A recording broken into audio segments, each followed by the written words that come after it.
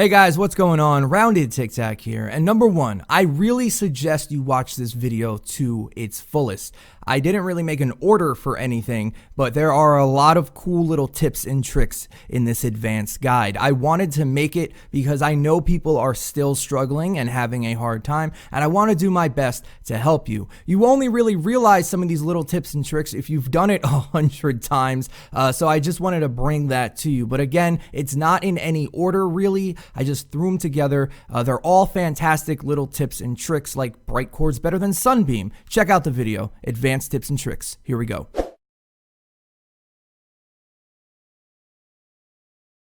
Number one, have your quest done. I know that shouldn't be on an advanced tips and tricks, guys, but based on my experience so far, not a lot of people realize you have to do a quest. I can't show you it because I don't have it, but it will be on like a weekly quest, and it'll say Storm King or Scion of the Husk, something along those lines. Usually it requires you to kill 2 140 mini bosses or possibly 300 elemental husks. Once you do that, you will be able to kill the Storm King to get your mythic weapon. So that's number one. Just make sure you do your quest.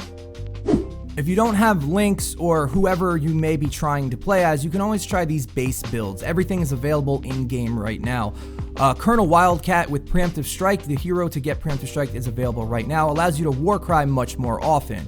And then the next one we're looking at is Guardian Bull. His crit chance and extra bonus damage for the horn phase is very key here, along with faster explosions, and we were thinking maybe even boom base to help you with some damage. Try a bunch of builds, there's not only 2 in the game.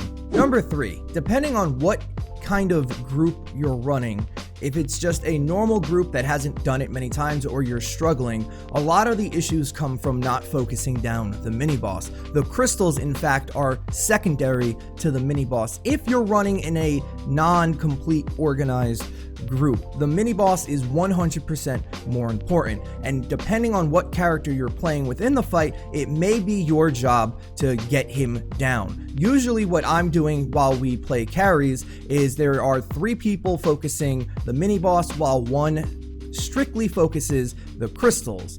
If you are on the mini boss team, you're basically add control. Use your kunai flip if playing Lynx during this fight. Don't really save it for the weak points. Whoever is on weak point duty should be playing a class that can hopefully solo them, either with the new rocket launcher, an old Betsy, or something in between. There's always going to be a phase where he doesn't spawn a mini boss during one of his crystal breaks, so there's always enough time to focus it then. Make sure to get the mini boss down or you will lose. However, once you have a coordinated team, you can kind of forget about them as such. You don't have to do as much damage to them as more as just ignore them and make sure you get the horn phase started. Once that happens, you can go back down and kill the mini boss altogether. Either way, you're gonna have to kill him, so just figure out what works best for you and do it that way. I just want to talk about the Storm King's weak spots and how your team should set up for that. He has 1 on each arm, 2 on his rib cage, 1 on his chest, and 1 on his back, for a total of 6 weak spots. Have your team set up appropriately depending on whatever crystal may spawn. Someone always has a shot. On top of that, having you spread out allows the enemies to spread out, making huge packs of enemies a lot less likely to happen. So just those are the weak spots that you guys see. Just make sure your team's set up so whatever one spawns, you will be ready. Number 4 is the horns. The horns drop at different build heights throughout the fight. The first one is going to be 4 tiles up. On the 4th crystal break, make sure to have your team start building up. That is one of the biggest downfalls that I've seen groups have, is they break the crystal and it's a mad dash to get to the spot where the horn may fall. That is very key. You have to be up 3 to 4 tiles before that 5th crystal break. If you do that, you'll be in a much better spot to chase the horn down on which way he falls. The second horn only drops to 3 tiles high, so it's a quicker build that you can get up there. If you do not have a Lynx or you're playing the soldier class, make sure to only use cones or pyramids to get up and do not build stairs. However, once you're above the 1 floor tile height, building stairs is completely fine. Thinking about building, make sure you have your edits for the archways and any other kind of build you might be using done in the preload lobby area. Getting that out of the way so you don't have to stop and edit during the actual fight makes it a lot more fluent, and you can just keep going and grinding instead of stopping and having to edit, especially since one of the first attacks the Storm King can do is the laser, and it might wipe your group if you're all standing there trying to edit your archways. Speaking about directions, let's talk about number 5. I was told that the Storm King does have a pattern, and looking back on all the footage that I've done on stream, I think I've figured it out. It's not a great pattern, but there is a small consolation prize. The Storm King always falls either north, northeast, northwest, south, southwest, southeast. He will never drop hard true east or hard true west. It will never happen. Out of the 22 games I pulled footage from and checked out, he never ever dropped hard east or hard west. This is one of the biggest tips in the entire video, because that is where people are failing. People will be building up on the east and he drops southwest and you are screwed. You guys know that you only have 15 seconds or so to break the horn, and you have to be in the right position. So on 4th crystal break, have 2 of your party members stand to the northwest, 2 of them to the southwest, and then everybody build up 4 tiles high for the first horn, break the last crystal piece, and there should be at least 2 people standing on which way he's going to fall. If not, you'll be a lot closer than standing hard east or hard west. This is one of the biggest tips that I can give you guys to make your life a little bit easier. Number 6, a cool little trick you can do if you have one of your teammates who are on crystal duty playing like a soldier. Make sure they load in last so they can farm enough metal to get the wafers if you're running totally rocking out. That's just a small little tip to make you have an abundance of wafers, allowing you to use them during the last portion, the horns, and the crystal phase. Number 7, I know I said this a ton in the first video, but I have to reiterate it. Stay off the ground. In fact, stay 2 to 3 tiles high at all times. Not only will the lasers, blasters, and takers and propanes target you less, but so do the meteors. The meteors just do not hit at that height as often. They still do hit, but they don't hit at that height as often. If you watch the meteors, a lot of the times they curve and they will home in on you depending on what meteor it is. And you, for some reason, they just don't follow you as thoroughly as they do on the ground. Always, always stay above ground at a minimum of 2 tiles high. Depending on the last mini boss spawn, depending on where he is and how much time you have left, if it's the absolute last one, you can choose to ignore him.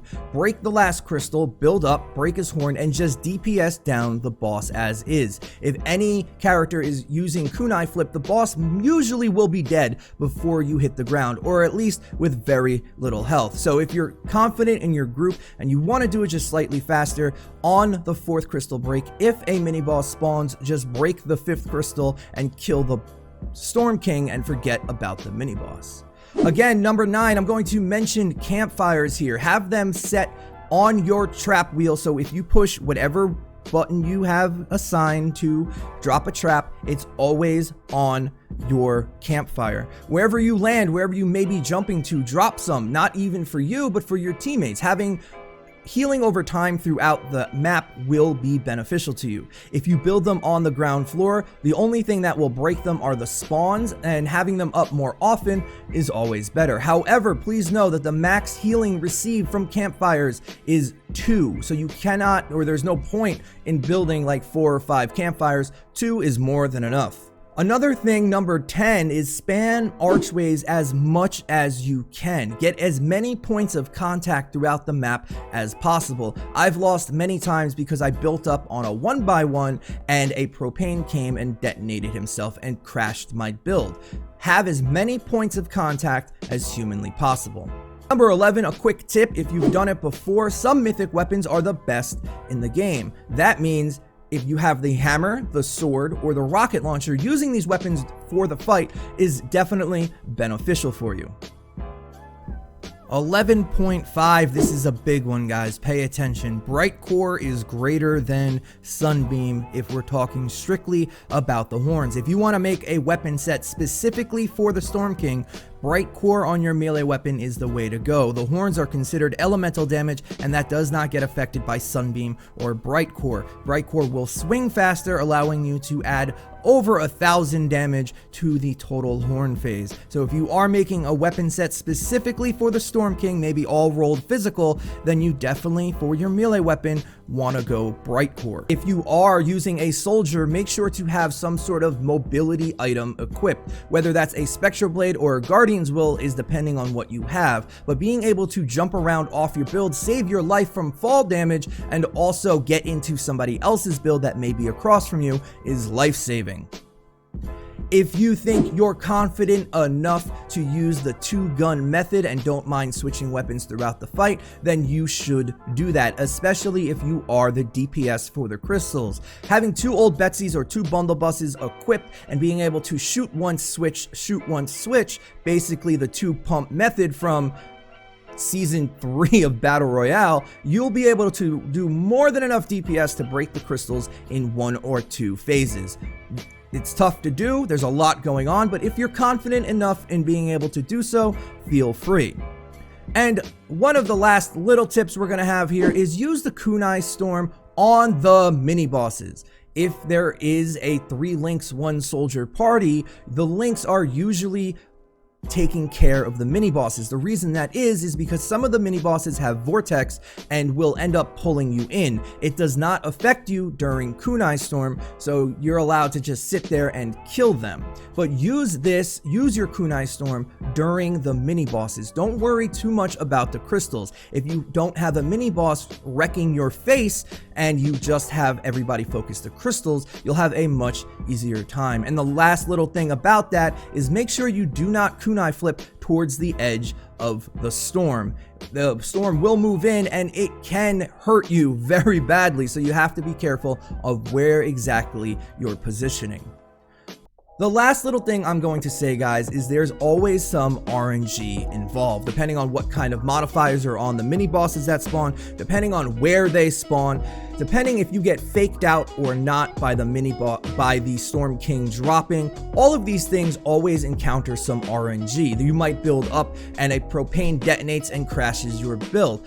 Don't get discouraged. This is the hardest content in the game. It's very, very difficult. Keep trying. Go farm for an hour or so, come back and get batteries. Whatever you may need, I promise you can do it. Thank you guys so much for watching. I hope this helped you out. These are the most advanced tips and tricks that I can possibly think of, and I really do think if you focus on a couple of them, you will have a much easier time within the Storm King fight. If none of this helped, don't worry, we got you covered. I stream 6 days a week over at twitch.tv/rounded Tiktak. Come stop by. We're helping everybody we possibly can. So get there early. Twitch.tv/rounded Tiktak at 11 a.m. Eastern Standard Time most days. If you're looking for a way to support the channel, you can always use creator code OOTikTakOO. And lastly, if you're new, I post guides like this, trap tunnel guides, and weapon breakdowns all the time. Think about subscribing and maybe hitting the bell. I'll see you guys on the next one. Tiktak out.